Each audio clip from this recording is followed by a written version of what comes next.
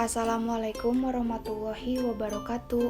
Halo semuanya, perkenalkan kami dari kelompok 3 yang beranggotakan Rizky Hadiansah, Pipit Fitriani, Intan Nur Paujiah, Destin Endah Septiana, Tuti Wulansari, dan Monika Bunga. Di sini kelompok kami akan mempresentasikan tentang model asuhan keperawatan pada klien dengan infeksi postpartum pulpitis.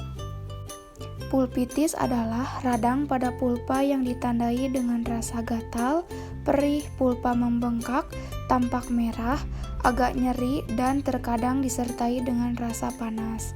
Nah, di sini ada contoh gambarnya ya teman-teman. Tanda dan gejala yang pertama yaitu rasa sangat gatal di alat kelamin, keputihan, rasa seperti terbakar dan kulit pecah-pecah di sekitar pulpa, kulit pulpa bersisik dan menebal, bengkak dan merah di labia dan pulpa, serta benjolan berisi cairan atau yang disebut dengan blister pada pulpa. Etiologi yang pertama yaitu bisa karena infeksi, iritasi, penyakit kulit, estrogen rendah, pulpodynia, kanker pulpa, penggunaan obat-obatan, pulpa tidak bersih. Patofisiologi, pulpitis umumnya dapat dibagi menjadi 3 golongan. Yang pertama yaitu bersifat lokal. Infeksi yang termasuk pulpitis lokal adalah infeksi pada kulit, termasuk rambut kelenjar-kelenjar keringat. Infeksi ini timbul karena trauma atau sebab lain. Yang kedua yaitu infeksi pada Orificium urethra externum, glandula parauretalis. Infeksi ini biasanya disebabkan oleh gonore. Yang ketiga yaitu infeksi pada glandula Bartolini. Lalu timbulnya bersama-sama atau timbul akibat vaginitis. Permulaan atau manifestasi penyakit umum antara lain penyakit kelamin klasik yaitu gonore, sifilis, ulkus, mole, limfogranuloma, venerum. Yang kedua yaitu pulpitis yang disebabkan virus termasuk limfogranuloma, venerum, herpes genitalis, dan kandiloma. Dan yang terakhir yaitu pulpitis pada DM. Faktor resikonya yaitu pulpitis dapat terjadi pada setiap wanita di segala usia. Namun, risiko terjadi pulpitis lebih tinggi pada wanita yang memiliki kondisi berikut. Yang pertama yaitu kulit sensitif, diabetes, gangguan imunodefisiensi atau sistem kekebalan tubuh yang lemah, inkontinensia urin, mendekati masa menopause, remaja yang belum mengalami pubertas, penyakit tertentu yang bisa menyebabkan timbulnya gatal kulit atau yang disebut dengan pruritus seperti penyakit liver atau limfoma, dan yang terakhir yaitu gangguan mental. Pengkajiannya dimulai dari tentukan data-data yang dapat menunjang masalah keperawatan pasien dengan postpartum pulpitis. Yang pertama yaitu identitas klien, tanyakan tentang identitas pasien serta penanggung jawab pasien. Yang kedua yaitu keluhan utama.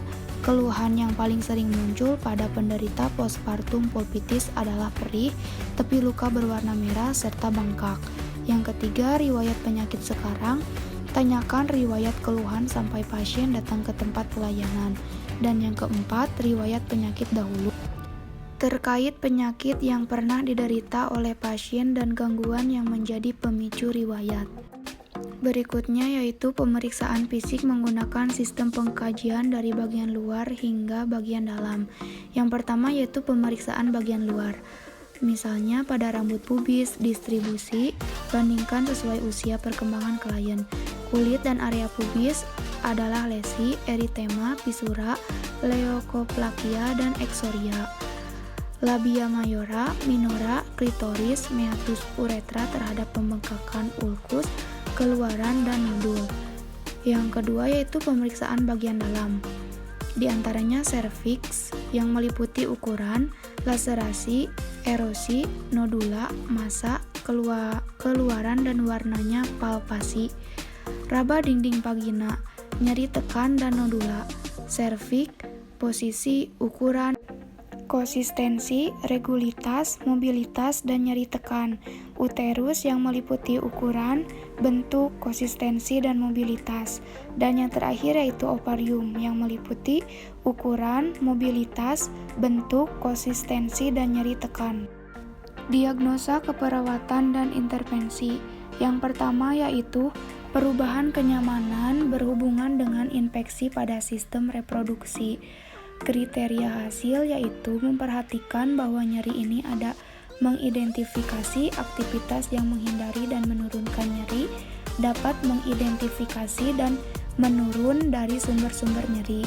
Intervensi yang dilakukan yaitu kaji tingkat nyeri klien, berikan pengurang rasa nyeri yang optimal, bicarakan mengenai ketakutan, marah, dan rasa frustasi klien, berikan privasi selama prosedur tindakan. Yang kedua yaitu disfungsi seksual berhubungan dengan perubahan kesehatan seksual. Kriteria hasil menceritakan masalah mengenai fungsi seksual, mengekspresikan peningkatan kepuasan dengan pola seksual. Intervensi yang dilakukan yaitu kaji riwayat seksual mengenai pola seksual, kepuasan, pengetahuan, dan masalah seksual. Identifikasi masalah penghambat untuk memuaskan seksual, dan berikan dorongan bertanya tentang seksual atau fungsi seksual. Yang ketiga yaitu resiko tinggi terhadap perluasan infeksi berhubungan dengan mikroorganisme. Kriteria hasil, klien mampu memperlihatkan teknik cuci tangan yang benar, bebas dari proses infeksi nosokomial selama perawatan, dan memperlihatkan pengetahuan tentang faktor resiko yang berkaitan dengan infeksi dan melakukan pengetahuan yang tepat. Intervensi yang dilakukan yaitu teknik antiseptik untuk membersihkan alat genitalia, amati terhadap manifestasi klinis infeksi, informasikan kepada klien dan keluarga mengenai penyebab, resiko-resiko pada kekuatan penularan dari infeksi, dan yang terakhir yaitu terapi antimikroba sesuai order dokter. Yang keempat yaitu kurang pengetahuan berhubungan dengan kurangnya informasi mengenai penyakit, prognosis, dan kebutuhan pengobatan. Kriteria hasil menunjukkan pemahaman akan proses penyakit dan prognosis, mampu menunjukkan prosedur yang diperlukan, dan menjelaskan rasional dan tindakan dan pasien ikut serta dalam program pengobatan. Intervensi yang dilakukan yaitu tinjau proses penyakit dan harapan masa depan, berikan informasi mengenai terapi obat-obatan, interaksi, efek samping, dan pentingnya pada program. Tinjau faktor-faktor resiko individual dan bentuk penularan atau tempat masuk infeksi, dan tinjau perlunya pribadi dan kebersihan lingkungan. Yang kelima yaitu gangguan eliminasi urin berhubungan dengan obstruksi anatomik. Kriteria hasil intake cairan dalam rentang normal, bebas dari ISK, serta balance cairan seimbang. Intervensi yang dilakukan yaitu lakukan penilaian kemih yang komprehensif berfokus pada inkontinensia, misalnya output urin, pola berkemih, fungsi kognitif, dan masalah kencing praeksisten. Instruksikan cara-cara untuk menghindari konstipasi atau impaksi tinja, dan yang terakhir yaitu memantau asupan dan keluaran. Oke, baik teman-teman, mungkin presentasi yang kita sampaikan dicukupkan. Terima kasih atas perhatiannya. Wabillahi taufiq wal hidayah. Wassalamualaikum warahmatullahi wabarakatuh.